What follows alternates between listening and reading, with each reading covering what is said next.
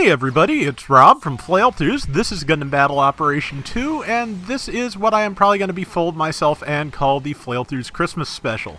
I am bundling together for today a pair of requests with holiday themes, made by a couple of different people. First up is Loop Stratos, who wanted the Double Zeta Gundam in Santa Claus colors. So that is what we've got, with the backpack being, large and white to be Santa Claus's sack of toys. The toys in this case are missiles. But yeah, Double Zeta is still a 650. I really feel like it should be able to transform now that the XS Gundam can do it, but that's neither here nor there. But it hits pretty hard and has biosensor, which I am now in, which increases your attack, defense, speed, gives you double dodge roll, and a couple other skills, as I recall.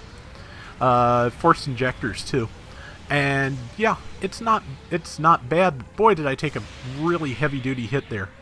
Also, when you charge the double beam rifle, which charges very quickly, it has piercing, so it's still very good. I don't know if the XS is better, but I feel like the FAS in certain ways is, and it's a toss-up as to how this stacks up against the Cubile. I think it can go toe-to-toe with it, but you're more likely to see a room full of Cubiles, let's be honest. But landed some good hits here so far for good damage.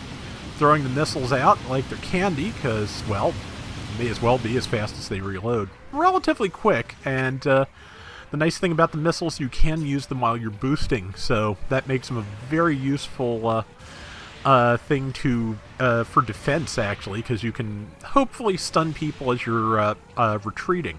Doesn't always work that way, as most plans don't always work that way in this or any other multiplayer game. But in theory, it works. Landed some good shots there via piercing, trying to throw enough missiles downfield to kill that person, and did.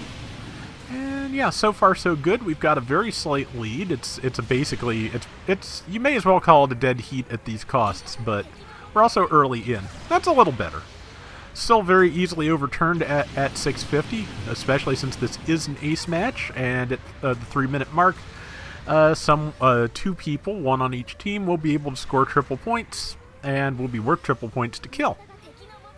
And so yeah, I've also managed to hold out a really long time here on biosensor health, which is 30% or less of your HP, I believe. So yeah, that's it's not going to take too much for just about anybody to kill me, and I am going to be a jerk here and take that shot.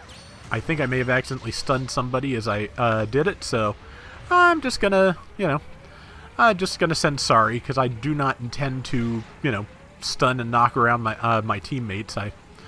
As I've said, I'm just kind of an opportunist when it comes to beam rifles. Just kind of how I do. And that's just me. Also, I will be totally honest. I think I've said it before. When I am trying to record and it's an ace match, I kind of go out of my way to try and be the ace. So that is what is happening here. I am trying to be the ace. And just going to throw some nice piercing shots into that hallway. Got one shot, two other people I believe had iframes. But yeah, this is not a bad position to be in, but now it's time to hide a little bit, because yeah, I'm probably about to die, but down to 400 health. I am really just kind of pushing my luck really hard, but there's only 4 minutes left. I'm low on health, and I think the odds are good I could be the ace, so yeah, let's get killed now instead of after the 3-minute mark, if possible.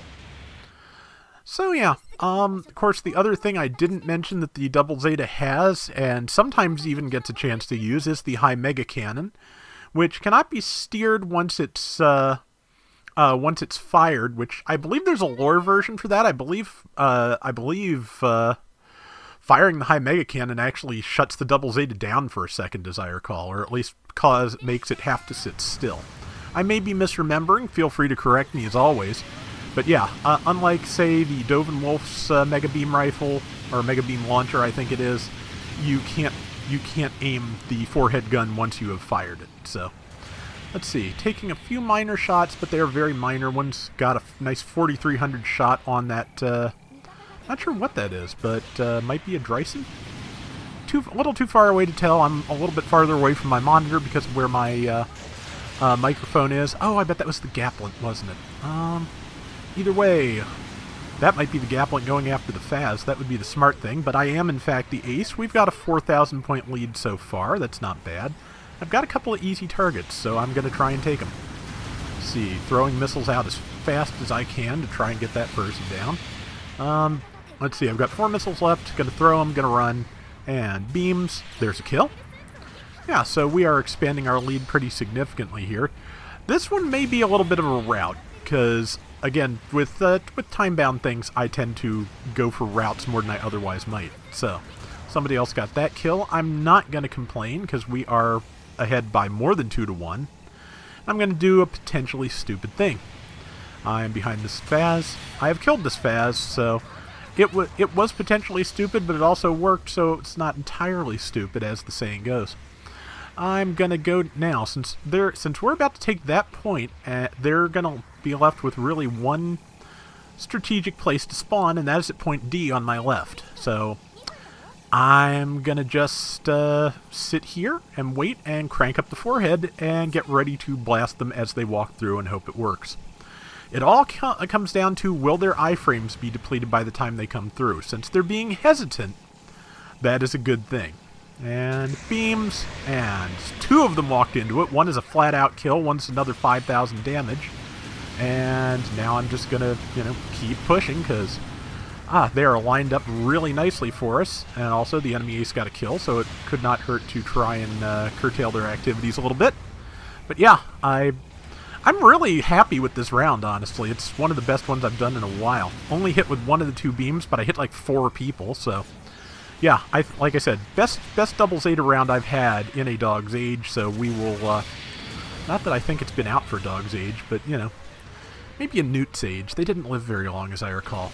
Of course, the newt I had as a kid didn't live very long because we didn't know they were amphibious and needed some dry ground, too. That was, we didn't have the internet for research in those days, and we bought it from a flea market as opposed to a pet shop, so we didn't get very good information.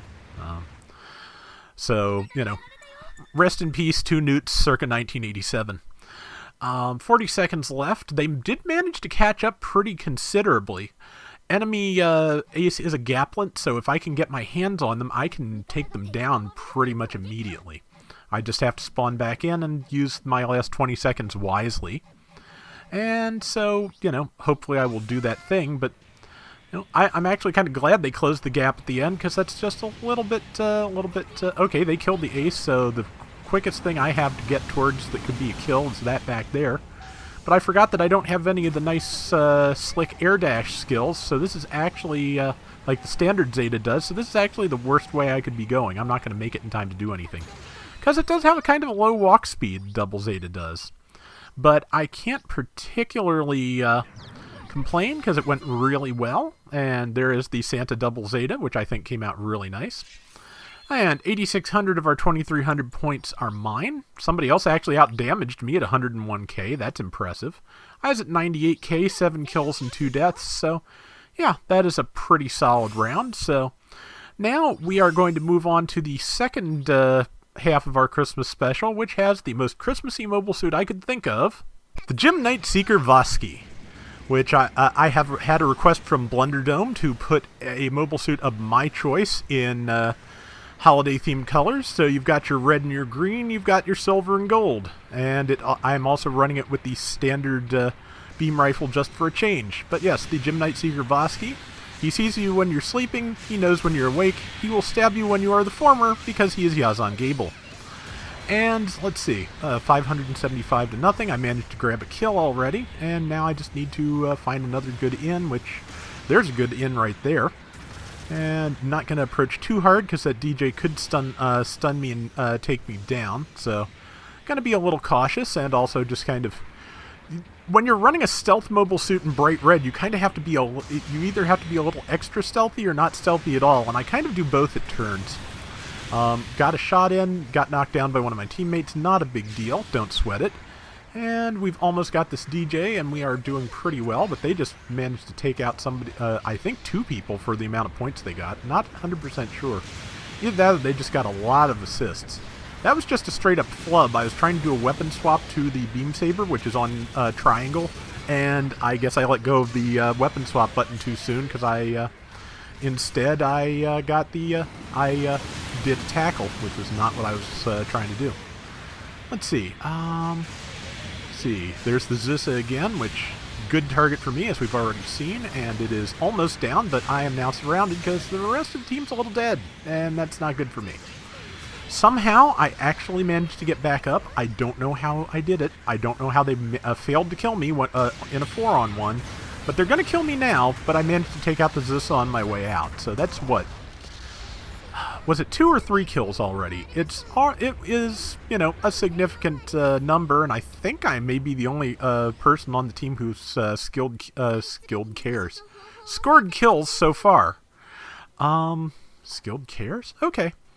But, however, the enemy team cleaned up while we were chasing down that one DJ, which is, as I've said before, the flaw in a couple of your team focusing down a single member of the enemy team, because that means somewhere the rest of your team is outnumbered. And so it was.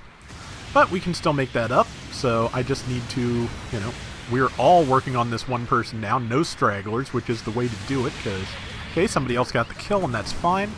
Yeah, if you're going to focus a single person down, you all have to do it together, because if somebody else, you know, is separated from the team or gets a wild hair to do something else, you're going to be in trouble.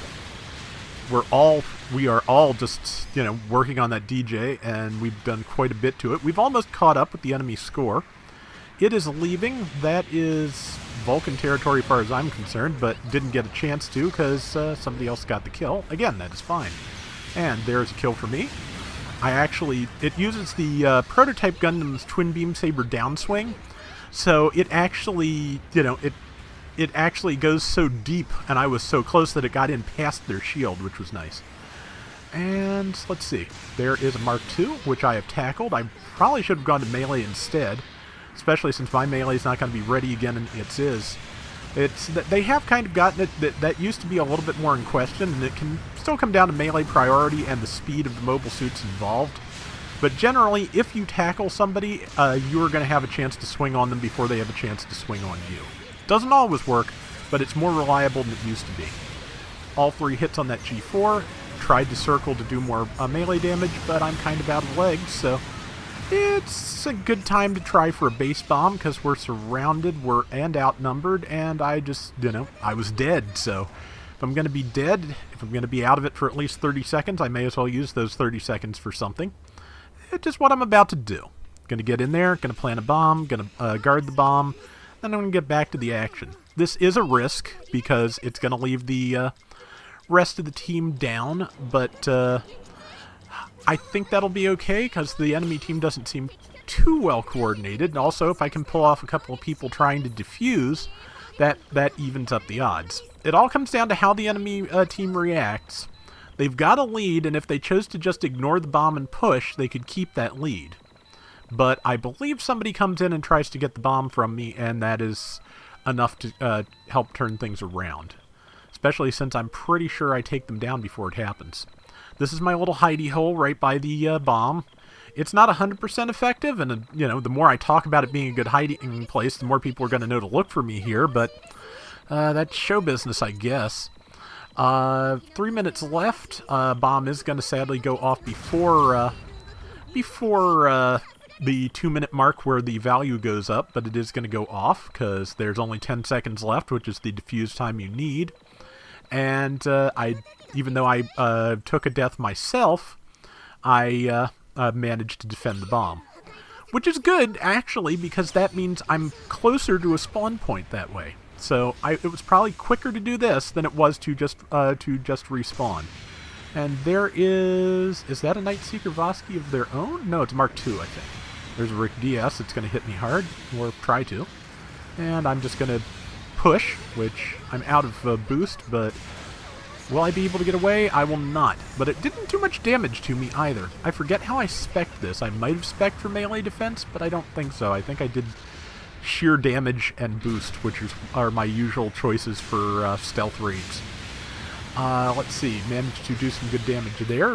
DJ chimed in to help, and didn't quite get the kill, but it's okay. We did the damage, we've got the lead, and now this gun G4 is stuck very hard on the fence, so was able to take it out. Now, I am kind of in the middle of everything here. Luckily, I had a smoke cloud, which was good in getting drop on this Mark II, because otherwise, kind of a big red target.